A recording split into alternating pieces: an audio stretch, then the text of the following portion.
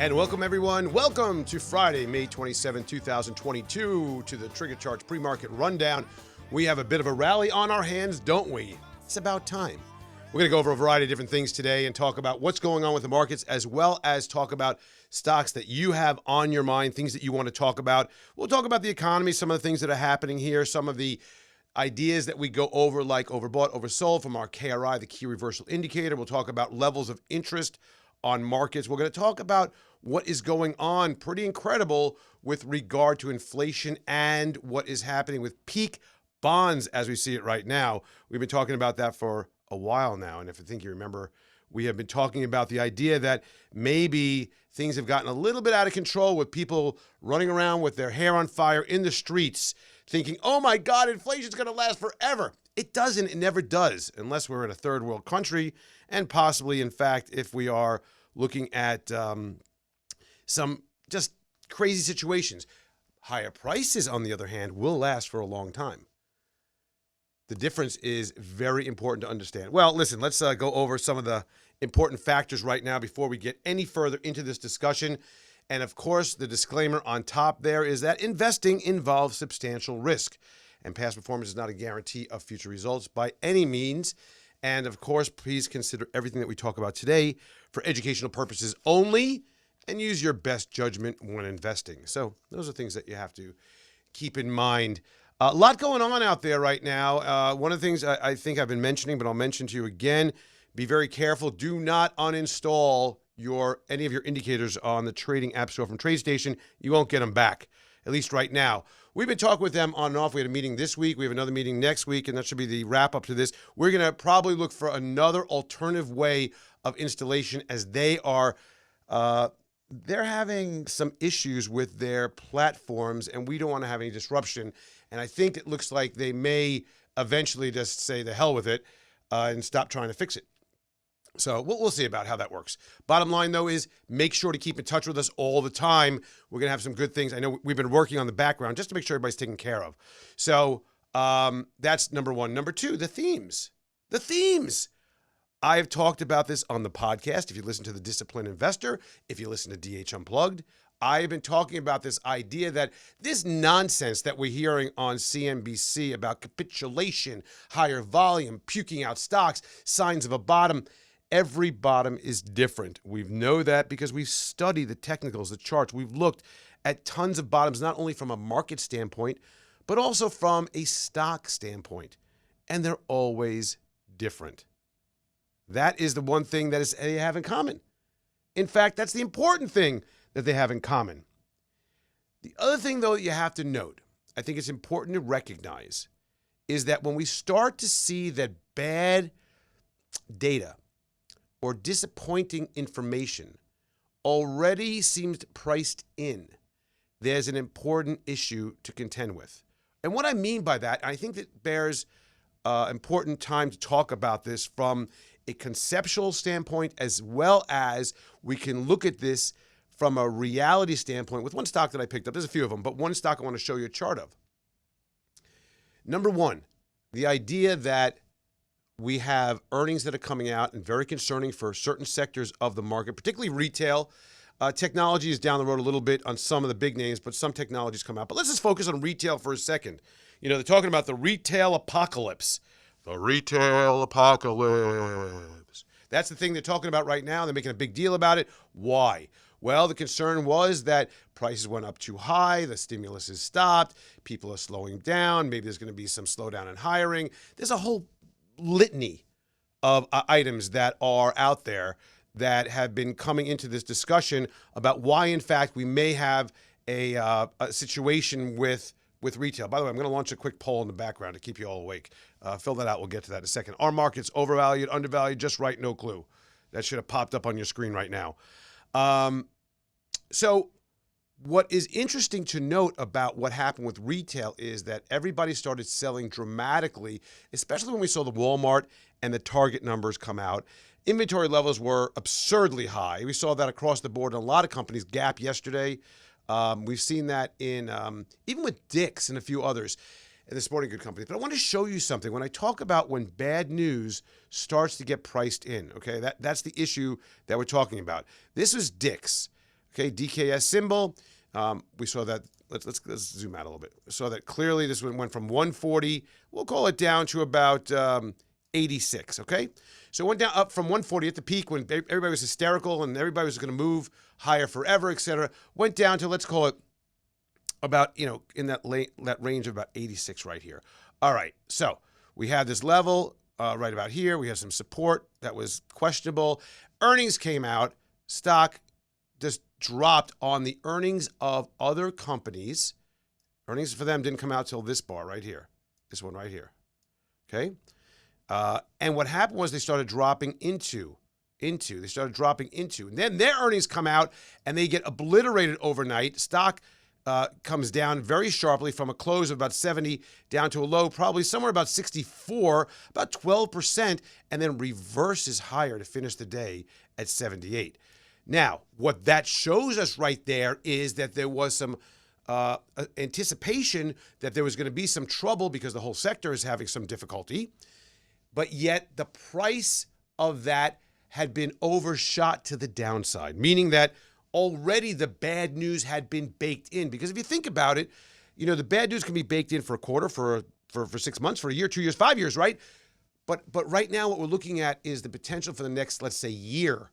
How bad are things going to get if, in fact, we still see the continuation of supply chain issues, of higher inflation, of a Fed that has its foot on the neck of markets and consumers, and we see a recession coming, all the things that we know about that we've been hearing about so frequently right now. But when do we get to that point, that magical point, that, you know what, we overshot. We thought it was going to get a lot worse. We overshot to the downside, and we got this rebound to the upside. Now, getting back to another point here, isn't that what we're showing here? This is the 10-year Treasury note rate. That's what we have right here. The 10-year Treasury note rate.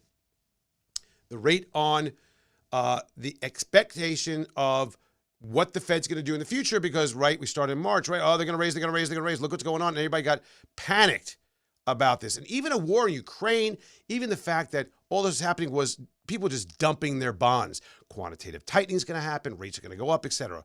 Peaked out somewhere about 3.2%, right? Approximately somewhere right around that.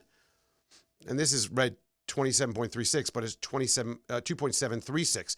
Just last week, we're at 3, right about here, right? Dropped down very dramatically. We talked about that, didn't we?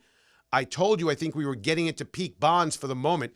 Things will change over time, but I didn't think that the way things were going, with the fact that GDP dipped to negative 1.5% on the secondary revision this week, when we saw 1.4 on the last one, we see that there are inklings that there is struggling in the consumer space. We're seeing that companies aren't doing well, tightening financial conditions. All these things that were being brought out were very significant. And as such, there was no way the Fed really, even they want to talk it up, even though their communication strategy is going strong, the crap that comes out of their mouth just to try to lead us into one direction or the other has to end and reality has to set in. We have a war. We have a pandemic that is kicking up again. We have China with lockdowns. We have supply chain issues. We have high prices on areas that the Fed can't do anything about. Bonds figured it out finally and started rolling down. And on the PCE news today, just today, where they came out and we did see that peak PCE,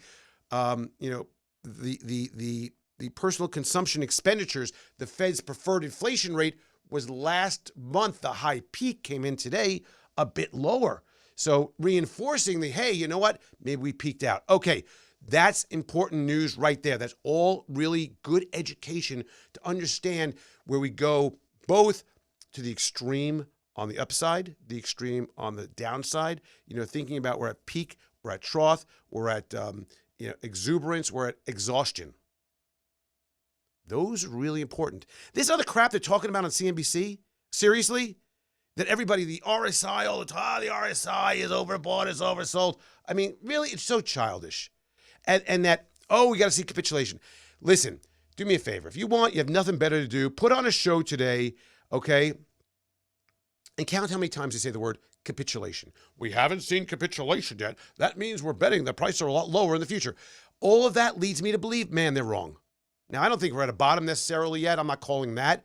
I think the potential is this is for a bear market bounce, and this is things that only happen in bear markets. These kind of returns, 3% moves, 5% weekly moves, only in bear markets. In normalized bull runs that you see, it's much lighter. Hey, do me a favor, finish up that poll real quick. A few more people that have to do it. We got about 60% have participated. Should have popped up on your screen. Are markets overvalued, undervalued, just right, or no clue? We'll get there in a second. All right, moving along. So we do have a change of direction. Earnings that I talked about earlier, we saw like Dick's, Macy's, that's another one. Look at this. I'm going to bring up this chart. Look at Macy's. Nice little move, right? We saw that we had peak desperation, concern, the aileron, which is part of a standalone package, right? So what you're seeing right now, for those of you that have this, is the Commander Series, which you get the very powerful multi-time frame autopilot that shows right here. It shows you what's going on. You have 30-minute and 60-minute, 240, daily, weekly. You can change these up. But basically tells you what's going on. And a quick look when we look from right to left. Remember, we always look from right to left. We're always going this way. Always looking from right to left, saying, hey, what's going on the longer-term time frames to our shorter-term time frames? That's how we do it. But look what happened here. Again, peak desperation. And we got to that point that, man, this retail thing is a problem. And we saw a big bounce right before the earnings that came out 2 days ago. About a 5% move off of that bottom that was written in right there, about 1750. Currently trading at 22 and change. Not too bad. Big 20% move yesterday. Aileron was showing a divergence. Look at this, a divergence up versus, a divergence down here, right? But it started to level off right about here, I would say, right about here. And we started to say, okay, let's watch this. Once you see that move hold, go above the zero line very sharply like this, man, you could have a big bounce. Now, that would have been tough to catch, to be very honest. It's a one day with earnings. But we did see it, and that's something interesting. We're seeing these gap fills after puke selling. Again, here's a bit of a gap fill, right? There's a gap right here, big gap fill. Dick's, that was that other one we saw, that big gap down, then a fill. This was on this day here. You can't really see it because it's a daily chart, but you would have seen it probably a couple days. Yeah, there's a gap right here. Gap is right here. Got down to, what did I say? Yeah, 64. And then off to the races. That was a 5-minute. Yeah, you can see it a little bit better right here. Big gap down and fill. Let's take the radar off to clean up. I like to look at that for just other issues when I'm getting down and looking at a granular look at all of it. I wrote this a couple days ago, right? Just kind of some of our numbers as I'm getting my notes together. Bond rates from 3.2 to 275. So 2.725 right now. 2.725. Pretty interesting. One of the things I want you to do is start watching for this bounce support into resistance. That's another thing to be starting to watch for. I want to see if I have. Yep. Here's one. I talked about this on DH Unplugged earlier this week, right about here. 209, currently trading at what? 243. Because I looked at this. This is a Generac. This is a company that deals in generators, and we're entering into hurricane season. Well, hello, hurricanes, generators, hurricanes, power outages, tornadoes, hurricanes, and generators. They all go together, don't they? So one of the things that happens is we found a really interesting seasonality correlation between hurricanes and generators. Who would have thought, right? I mean, who would have thought? Well, the fact is that we see that we get entering into hurricane season officially, quote unquote, next week. And this usually has a positive return over that period. Well, that could happen. That may not happen. But this stock has come off pretty substantially from 340 down to about 205. Pretty big number. And if you look back a little even further, we're talking about from 500. I mean, this thing is cut in half or more, 60%. And we did see that bounce off the support that I was talking about just a second ago, right? That bounce off support that was really nice. And when you look at that, now where do we go? Well, we have resistance. Let's draw that in really quickly. Are we going to see a stop right about here? Right about we'll kind of split that right in half. 249 and change, 250 number, currently trading at about 243 and change. So when you look at this, you have to really start respecting the fact that we are in a downtrend. Markets are in a downtrend. Yeah, we're in a counter trend rally right now that could take us up pretty substantially right now. Look, we're above 4,000 again in the S&P 500 futures. In the NASDAQ, still a long way to go, 12,400. Gold is picking up pretty nicely. Bitcoin getting absolutely bludgeoned, by the way, with all the other coins. The Terra Luna situation, the panic about that is getting people pretty spooked. By the way, let's take a look at our poll. Let's take a look at a poll. Hold on, what do we got? Let's see. All right. Our markets, what do we have here? Our markets overvalued, undervalued, just right, no clue. Okay. Top answer? Overvalued. 40% overvalued. Next, just right at 30%. No clue, 20%. And undervalued at 10%. So there you go. There you have it. So most people think, not a total majority of people, but the majority of the answers there. There's 4 different, so. Watch for bounce. Okay, now KRI is getting hot. Let's take a look at that for a second. We're seeing that start to spin out a little bit. Again, look at these are lines we drew in some time ago, right? These levels that we said, these are problematic, and they're also, potential that we brought over from another chart to look at support and resistance. 406.19 or 408 change, a little bit above there today on the SPY, but that's up, 294. So we got right into that level yesterday, right? Right there is where it is, right there. And we're starting to see it get hot again. Now, it's not too hot at this point because we are seeing that there was a lot of negativity. Kind of in a weird way, this is not how it works, but in a weird way, if you think about it, we need to keep that zero line for a while. That's where things are, they're good, right? Not too crazy. So if you add up all of these and average it out over time, where are we on a long-term basis? And if we just say where the breakdown happened, and it's got negative 1, 2, 3, 4, 5, 6, 7, 8, 9, 10, 20. Well, we need probably a total of 20 to get back to neutral, in theory, of a trend. So you may have some upside opportunity here, and I think the momentum and the short covering going into the expectation of what we saw from inflation is really important right now. A lot of stuff today. Spearman McClellan. Let's take a look at that. This is this. I thought this was really interesting. So look at to this one right here. This is McClellan. It's hot. 245. When's the last time we saw something like that? Not. This is one of the hottest readings of an oversold. Now that means in the McClellan universe that this could be the start of a new uptrend. Now it depends on how it looks after a few days. Right now it's just on the upside, but basically what we're looking at right now is the idea that this could be the start because we have advanced decliners that are really moving dramatically. That means the market is being bought, generally speaking. It's not just a few names. And what that tells us is that when we come from such a low level, about negative 250, and the date here, look, was 5/11. Right about here, same basing of McClellan, and it started rolling back up. So we got both the McClellan, different measures of a similar concept of overbought, oversold.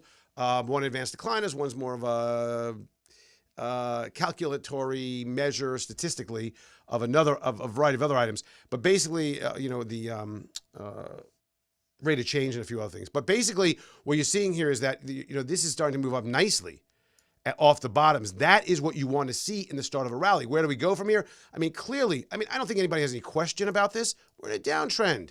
Now, do we break the downtrend? A lot of people are going to draw this line like this, or give or take, I could probably draw a better line on this that shows where we are. This is probably, so we're right on that level. I mean, you could draw it a variety of different ways. You want to say it's here. I want to do it to here. No, that's not it. I don't want to go here. I want to go here. Is this your level? I don't know. Different ways to draw, but basically that would be the line that I would draw. Looking at that, we're right on the cusp. And do we break it? And then if we do, how far do we go? I mean, right now, probably up to 4170, 4200 would be my guess to overshoot on this, and then question about what's going to happen next. It won't be a straight line. There's no question about that. But I do think there's opportunity on the upside as we digest some of the information that we're seeing right now. All right, let's take a look at these stocks and give me your stocks as well. We're going to talk about Twitter. I hope that Elon Musk gets out of this Twitter deal and just says goodbye to it and just can get on with the business at hand with all the other businesses that he has.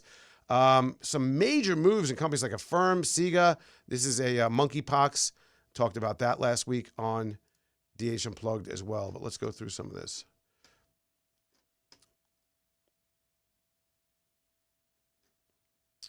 All right, Twitter. Where's Twitter?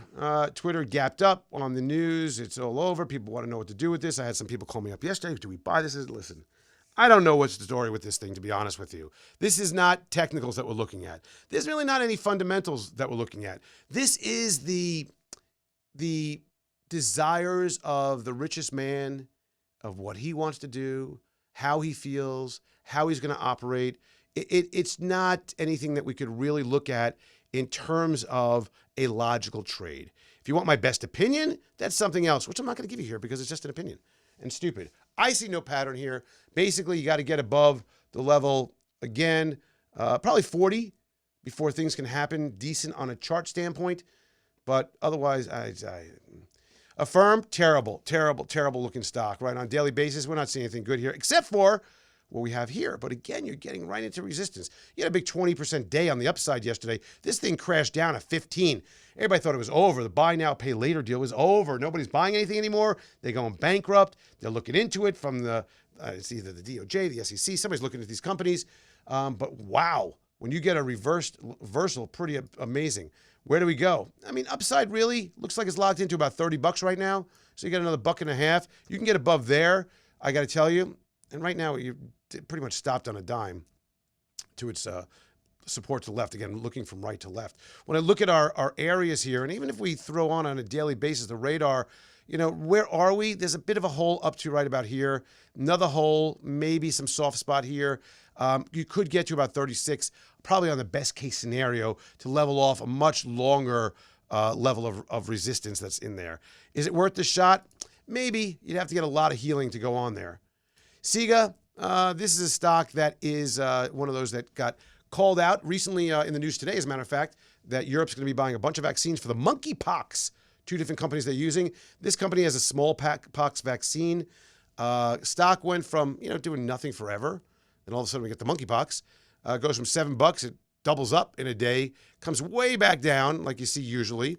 And now it's at 1050, up another 8% today. It was up about 10, 12% yesterday as well. Right now, so where is that? Let's mark that on the chart. I think that's important to look at. So we're looking at what price? 1050? Let's just leave it right there. You're in a zone. You're in an important zone right here, right? You're in a nothingness. Like you get above here, you have an opportunity to get 1247 pretty quickly. You do have to get above that 1050 level, right? That's a key level where they see that spike right there. We clear through the area of our radar. Not a lot of volume here. That's what's going on. And we have a pretty good number on the upside from a momentum standpoint, right? On the oscillator trender here that we call aileron, which is important. I like to have this on my charts. It gives me another point of confirmation. And when you look at this very carefully, you can see, well, we were there already and then just get this pop. Pretty cool to look at that. Snap, crack Snapple, pop, poop, bad. I don't even know what to say about this. It's, just the whole thing's a bad situation. You got ugliness and red. It's just red everywhere. It's just, let's move on. Ross Stores, hey, talk about a gap out, right? 92 down to 79. I mean, what was that? What was that? The only thing I found, and I did pick some of this up, by the way, honestly, all the way at the bottom. And why was that? Let's go a little bit different here. When this got down to these levels, it was probably right about 76. I started watching this saying, where is this going? This is weekly. I started looking back in time to where it was, and I started to see some lines they started drawing in. Right about here, 67. You got to about 69 or so. What was the low here? Let's see. Low 68 and change. I said, you know what? This is absurd. There is no reason this store, from their earnings, are doing as poorly as everybody's pretending they are, and they are actually a beneficiary. Now, the problem is what we have is something else I talked about earlier. We're getting into where back to resistance. Very easy to see this, right? Just draw a line where the longest term line is, and you're right there. 87.06. We're right there, down 11 cents. But basically, I mean, I just drew that right on our line, and that's where that resistance was yesterday. So now I have to look at if it's going to break up, break down, take off the position. But a move from about 70 to about 86 in a few days, I'll take that profit any day. BBBY, meme stock doing its thing. Not really thrilled with this, but it doesn't have a lot going on. Yeah. Best Buy had a decent day. Again, the retail apocalypse was no longer, according to whoever was making the rules, and everything got popped up pretty well. Talked about that. I'm seeing some popping in the memes again. I don't know. I can't deal with these. They make no sense to me. EOG is a question somebody came in with. What am I to say to you about EOG? EOG, you don't have to, until EOG rolls over, there's nothing to talk about. Oh, well, we're getting pretty hot here. You know, these are some of the names like the XLE. I mean, look at that. We have a big position for our trading accounts in a variety of names like, XOM. Well, it's all the XLEs. XOM. I'm trying to think which other ones we have here.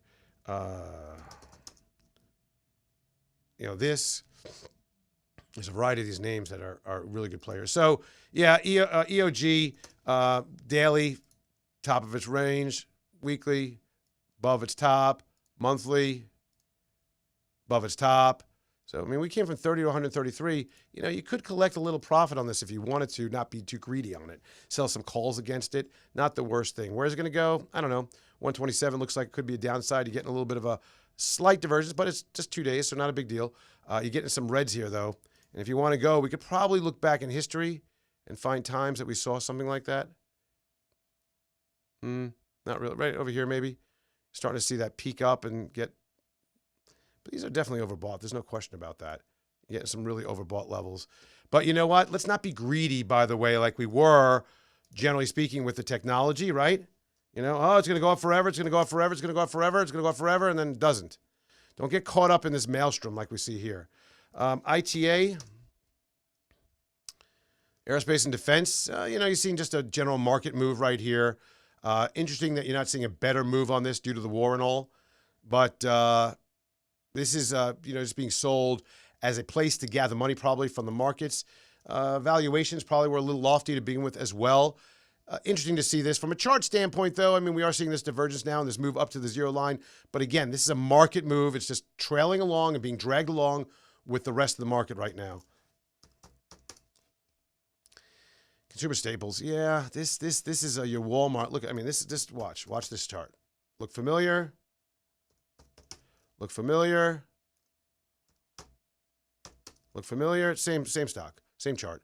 You're starting to see it come back a little bit with the reality of, companies like a Clorox, just starting to come back. It's got just killed.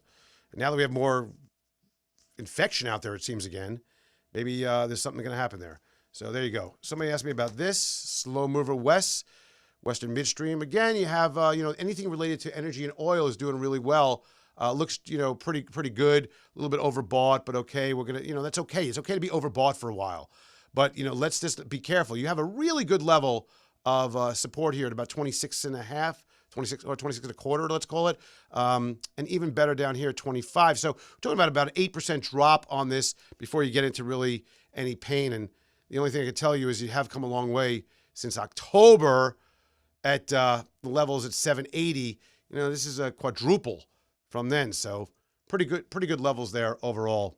Let's take a look really quickly. If you don't have this on your screen, you need to do this. You need to make sure that you have this and look at your movers. Always look at your mover screen, what's going on. We got Red Robin Gourmet Burgers. Red Robin up 19% today. And Farfetch, oh, that's good. Interesting.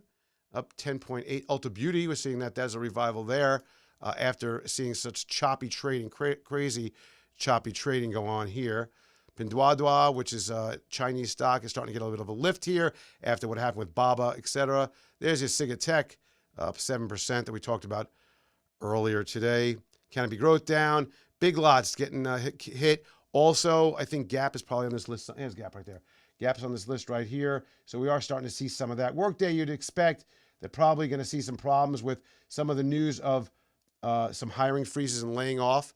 It was a $300 stock, now $168. I would assume there'll be further problems with this stock. We're going to end it right there. Thank you, everybody, for joining me this week and every week. We'll be around next week again for another go. Hey, listen, you have any questions, make sure to send me a note at support@TriggerCharts.com. We're signing off for today. Have a profitable day. Have a wonderful Memorial Day coming up on Monday. See you soon.